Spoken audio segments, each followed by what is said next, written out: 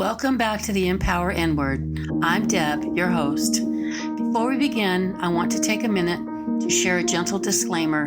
In this podcast, I speak openly about trauma, loss, and healing. My goal is to share my personal journey, not to offer you medical or psychological advice. Please listen with care, be mindful of your emotional state, and take breaks or seek support if any part of this episode brings up different feelings. You are not alone, you are safe here, and I honor you for joining me.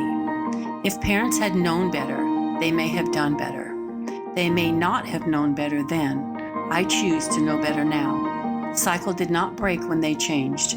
It broke when I did. In the last episode, I shared a time in my life filled with hope.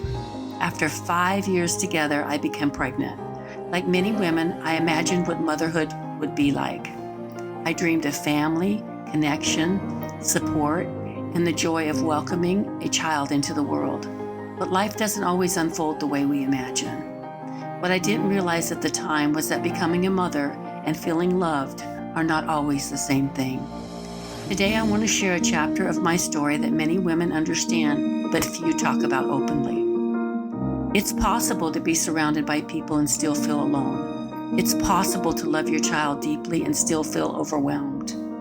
It's possible to be grateful for motherhood while grieving the support, partnership, and connection you hoped would come with it. This episode isn't about blaming anyone. It's about telling the truth. The truth about what it felt like to become a mother while carrying responsibilities that felt bigger than I was prepared for. The truth about longing for emotional support and not knowing how to ask for it. And the truth about how loneliness can exist even in some of life's most meaningful moments. If you've ever felt alone in a marriage, alone as a parent, or alone while carrying responsibilities no one else seemed to see, I hope you'll hear a piece of your own story and mine. Becoming a mother while feeling alone. When I found out I was pregnant with my son, I wish I could tell you that everything changed for the better. I wish I could tell you that becoming parents brought us closer together, but that's not what happened. At that point in my life, I was still living in a relationship that was deeply affected by alcohol, instability, and unpredictability. Like many women, I hoped a baby might bring healing, responsibility, or a new beginning. Instead, I found myself facing one of the most important moments of my life, largely alone. The day I went into labor, my husband drove me to the hospital and dropped me off. While I was in labor with our son, he chose to go back to the bar rather than stay with me. I remember being there without the support I needed. Looking back now, it's hard to even imagine treating someone that way during such a vulnerable moment. But at the time, I had become so accustomed to carrying everything myself that I just kept going. I didn't know it then, but moments like these were teaching me lessons that would follow me for years. They taught me to be independent. They taught me to survive. They taught me how to help moving forward no matter what. But they also taught me something else, that my needs could be ignored, that asking for support might lead to a disappointment, that if something was going to get done, I would probably have to do it myself. Many years later, I can see that these experiences shaped not only how I survived, but how I loved, how I parented, and how I showed up in relationships. The truth is, I wasn't just giving birth to my son that day. I was beginning a journey of discovering my own strength, even though I had no idea how much I would need it. After my husband dropped me off at the hospital, I spent the next several hours alone. I remember walking the halls, pushing my IV pole, waiting and hoping. I felt so alone and so hurt. After about 8 hours, the doctor finally came in to examine me. He looked me over and said, "You're close." Then he turned to the nurse and said he was going back to the office to see patients and to call him when he was needed. Within minutes of him leaving, everything changed. Suddenly, I was in active labor. The doctor rushed back and they quickly wheeled me toward the delivery room. That's when they discovered my baby was breech. Another doctor was called in. One doctor held my stomach while the other reached inside and manually turned the baby. To this day, it remains one of the most physically painful experiences of my life. The pain was overwhelming, the fear was overwhelming, and through it all, I was still alone. Thankfully, my son was born healthy. For that, I will always be grateful. But the experience itself felt like a nightmare. Looking back now, I realize I wasn't just experiencing childbirth. I was experiencing what it felt like to face one of life's biggest moments without the support I desperately needed. Today I can see something that I could not see back then. Despite the fear, despite the pain, and despite the loneliness, I kept going. I brought a healthy baby boy into the world and continued moving forward one step at a time. The woman walking those hospital halls alone could never have imagined the life that was still ahead of her. Healing, growth, children, grandchildren, meaningful relationships, and a voice strong enough to tell her story. The night everything changed, I will never forget what happened before the most beautiful little boy came into my world. After all the fear, pain, and loneliness of labor, my son was finally born healthy. The moment I saw him, everything changed. I acclimated to motherhood instantly. Nothing in the world meant more to me than that little boy. His father never came to see us in the hospital. He eventually showed up when it was time to take us home. But during those first precious days, I was once again largely on my own. As the weeks and months passed, his father and I continued to drift apart. Looking back now, I can see the distance growing between us. But at the time, I was focused on carrying my son and trying to hold my life together. Then one night, everything changed. My husband came home drunk. I remember hearing him come into the house. A few minutes later, I saw him walking down the hallway carrying a rifle. He staggered as he walked, and then he stopped at the bedroom door. I watched as he lifted the rifle. As he pulled the trigger, he staggered. The bullet struck the wall about 2 inches above my head. I was in complete shock. To this day, much of what happened immediately afterward is a blur. Then there was a knock at the door. Apparently, one of the neighbors had heard the gunshot and called the police. The officers arrived and arrested him. They took him to jail. After they left, I called my mother. I told her everything that had happened.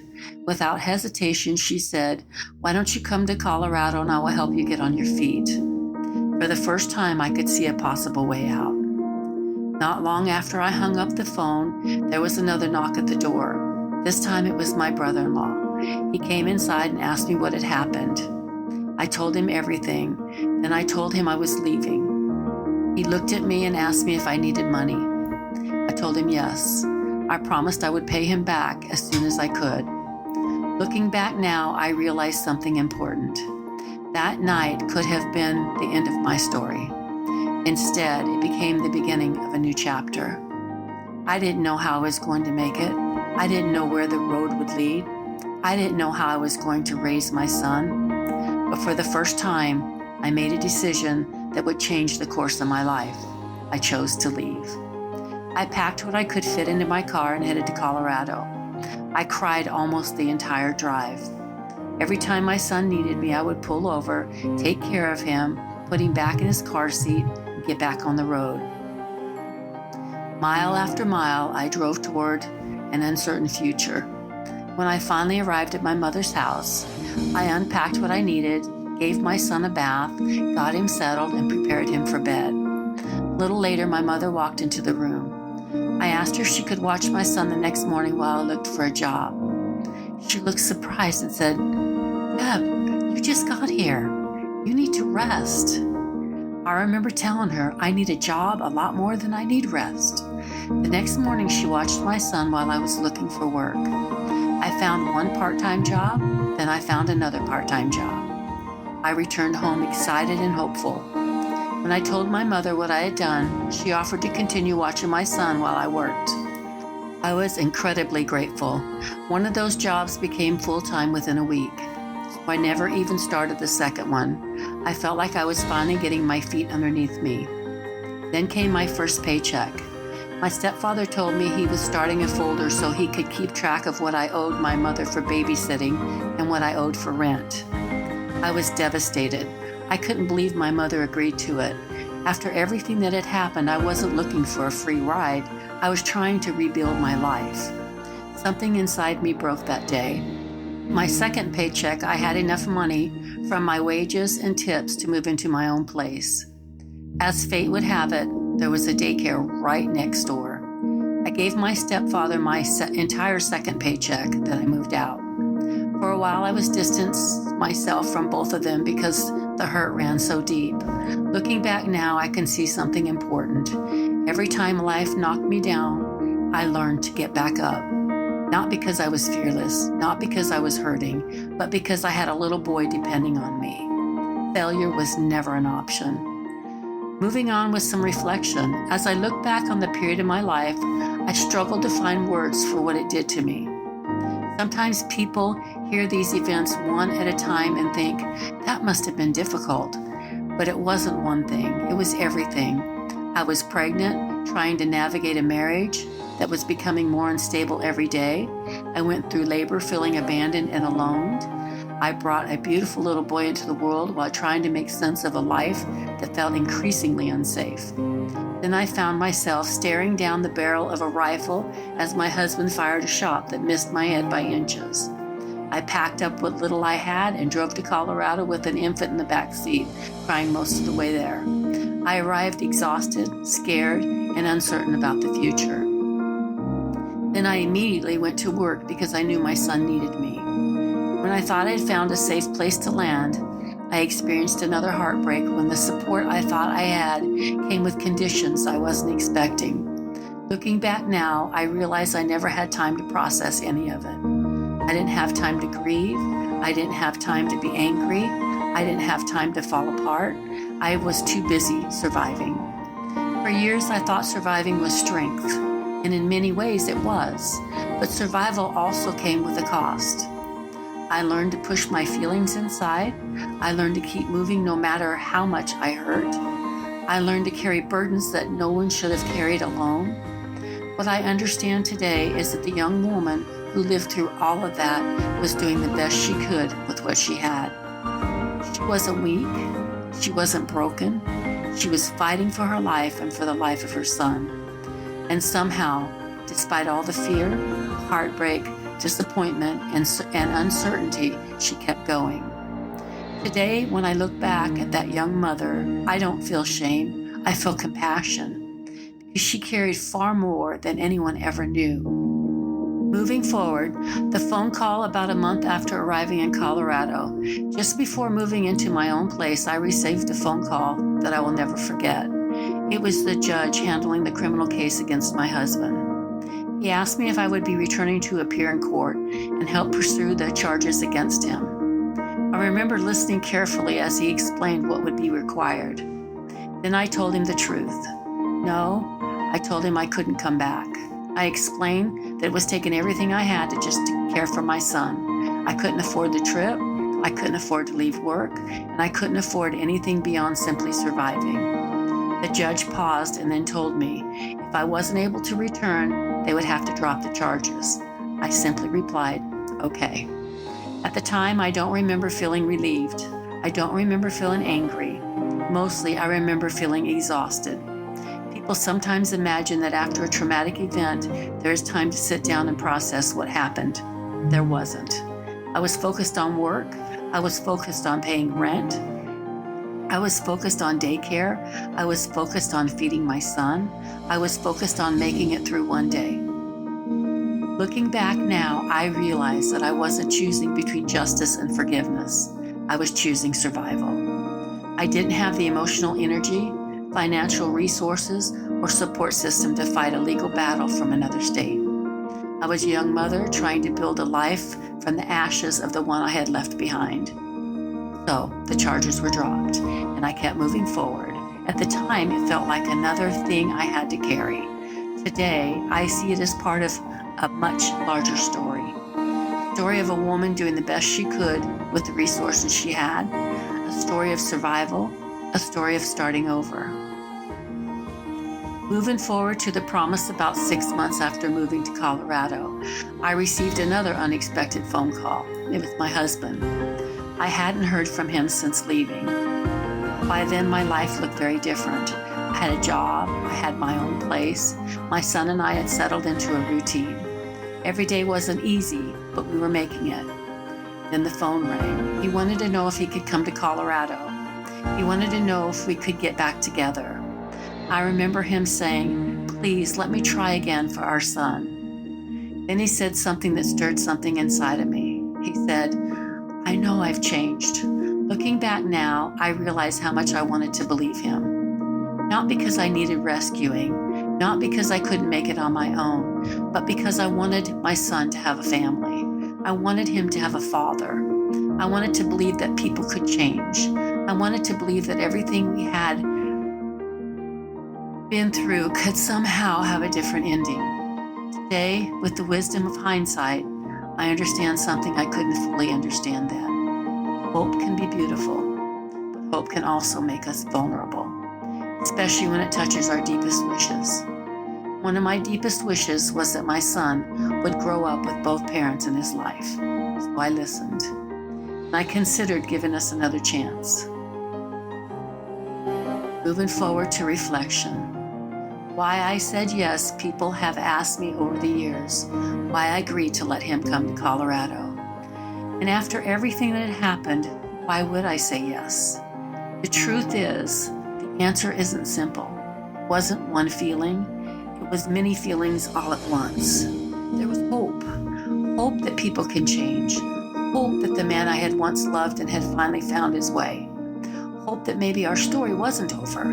There was love, not necessarily for who we had become, but for who I believed he could be.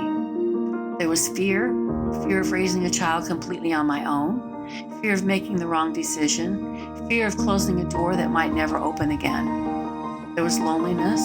For months I had carried everything by myself, every responsibility, every bill, every worry, every decision. And then there was something even deeper. I wanted my son to have what I had never had. I wanted him to have a mother and a father. I wanted him to grow up with a family. I wanted him to know the stability and security I had always longed for myself. When he called and said, "Please let me try again for our son," it touched every one of those hopes. And he said, "I've changed." And I wanted to believe him. Today I understand that saying yes wasn't a sign of weakness. It was a sign of humanity. It was a decision of a young woman who still believed people could grow, who believed families could heal, who believed love could win. Whether that hope was rewarded or not is another chapter. But in that moment, I simply did what I thought was the best for my son and for our future. And I said yes. Moving on to another chance, another beginning. For a while after my husband came to Colorado, things seemed different. We entered what many people call the honeymoon stage. For a brief period, life felt hopeful again. I wanted to believe the promises. I wanted to believe the changes would last. Most of all, I wanted my son to have a family. But slowly, the familiar patterns returned. First it was little things, then it became bigger things. Soon it was not coming home at night again. The same behaviors that had caused so much pain before began showing up once more. Deep down, I knew where this road was leading. Then about a year later, I received a call from my sister-in-law. She told me she had inherited a house in Nevada. She said she had never been there and probably never would. Then she asked me a question that would change everything. Do you want it? Without hesitation, I said yes. At the time, I told myself it was an opportunity, and it was. But looking back now, I understand it was something more. It felt like an escape hatch. Doorway opening, just as I could feel the marriage slipping back into the same painful cycle. I knew that if I moved back to Nevada, I would have family nearby. I would have support, I could find work, and most importantly, I could create a stable life for my son. Within a couple of months, we packed up and moved. It didn't take long after arriving before I knew what I needed to do. I asked him to leave. For the second time, I found myself standing at the beginning of a new life. And for the second time, I did what I always seemed to do. I went for work. Again, I found 2 part-time jobs. Again, I rolled up my sleeves and started over. Looking back now, I see a pattern. Every time life knocked me down, I rebuilt. Every time a door closed, I found another one. Every time I was forced to choose anything staying stuck or moving forward, I moved forward. At the time, I didn't think of it as courage. I thought of it as survival. Today, I realize it was both. After my son and I moved from New Mexico to Las Vegas, we settled into a house that my sister-in-law had given me. A few months later, we tried to make a life there together, but before long, the familiar patterns returned. My ex-husband was once again spending time at the bar and staying gone for long periods. Eventually, I asked him to leave. My son and I moved forward with our lives. I had a few short relationships, but none of them felt like the future I envisioned. During that time, my son began talking about how much he wanted a brother or a sister. His words stayed with me. I thought about it for quite a while. One thing I knew for certain was that I did not want to have children with multiple men. After much reflection, I made an unexpected decision.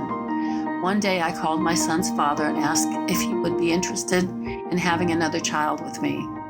I explained my reasoning and how I felt about it. To my surprise, he agreed, and he came over that very night. I became pregnant almost immediately. As the pregnancy progressed, we began spending more time together. Old feelings resurfaced, and the connection we once had seemed to become alive again. Before long, we found ourselves growing close, and eventually we decided to get back together. We remarried, hopeful that this time would be different. For a while, it felt wonderful. The honeymoon stage returned. There was excitement, hope, and the belief that perhaps we had finally figured things out.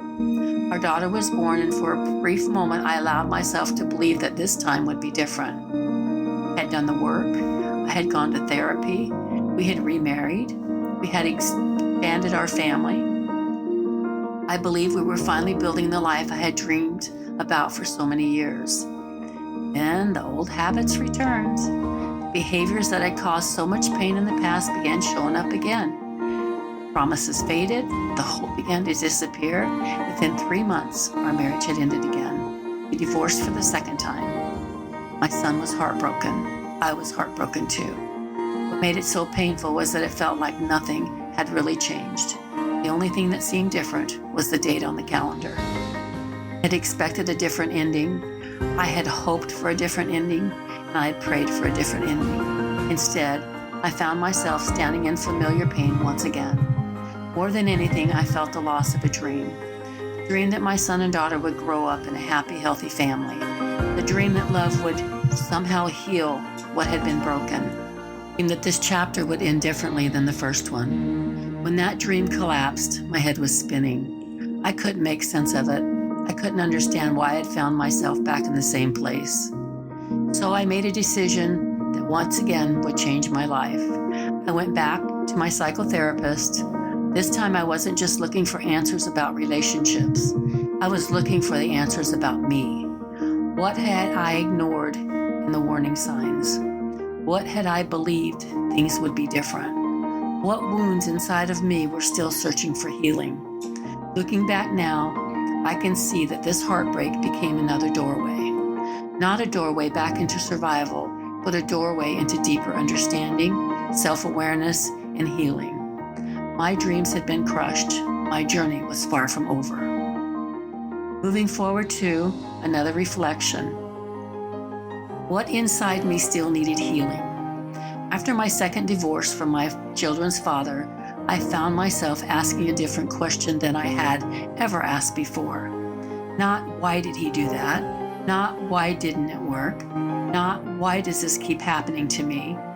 The question became, what inside me still needs healing? For most of my life, I thought my greatest strength was my ability to survive. And it was. I survived childhood trauma. I survived abandonment. I survived abuse. I survived broken relationships. I survived being a single mother.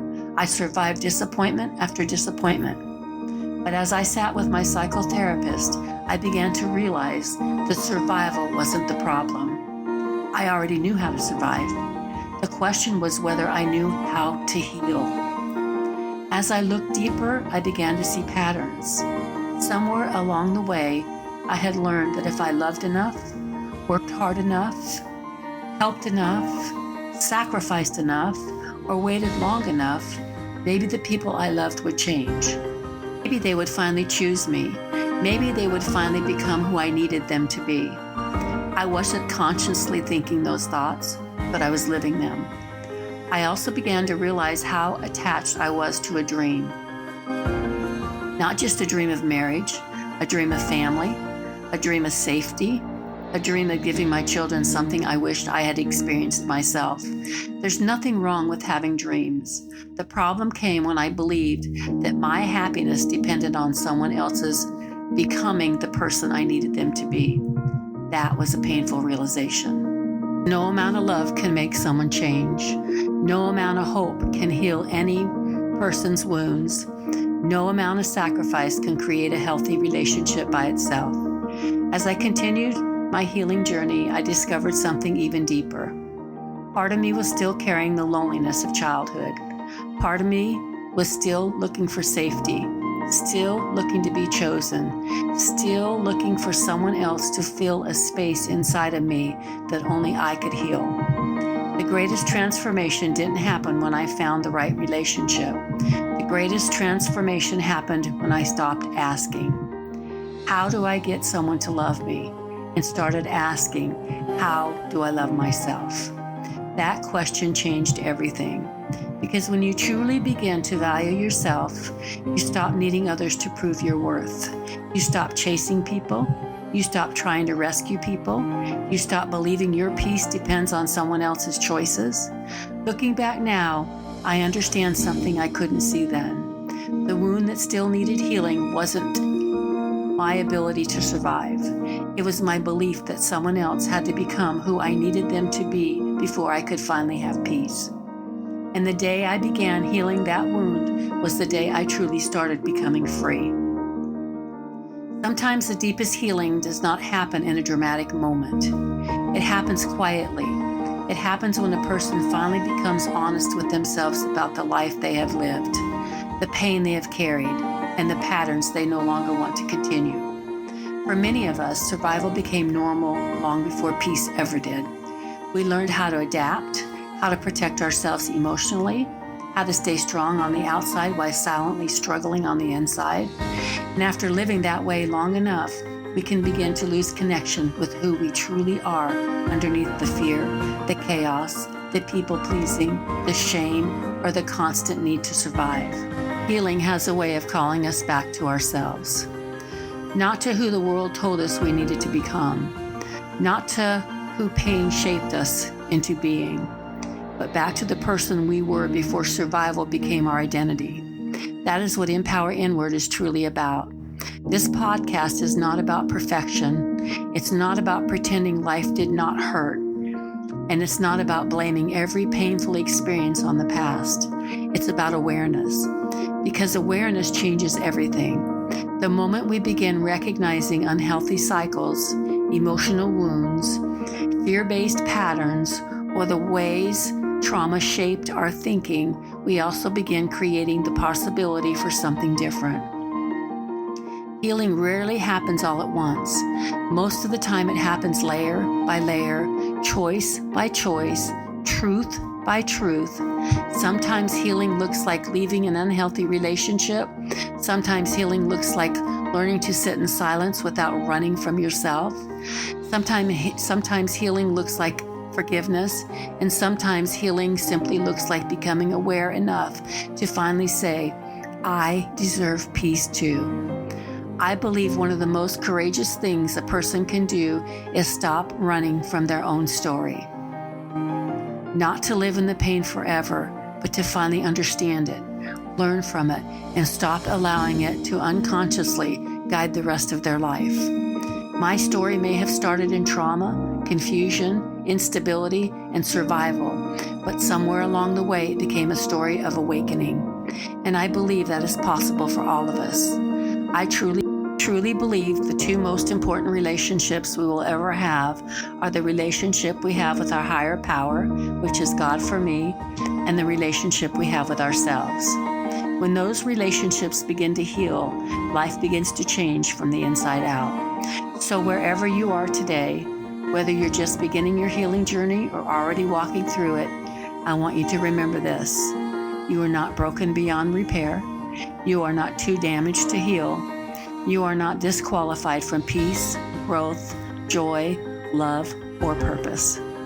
Your past may explain you, but it does not have to define you forever. Healing is not a destination, it's a returning to truth, a returning to awareness, a returning to the parts of yourself that were never truly lost, only buried beneath survival. Thank you for allowing me to walk beside you for a small part of your journey. Until next time, keep walking inward, keep listening to your spirit, and keep choosing yourself. This is Empower Inward, where awareness becomes power and healing begins within. Any questions, catch me at deb@empowerinward.com, and a big shout out to my editor, Jordan.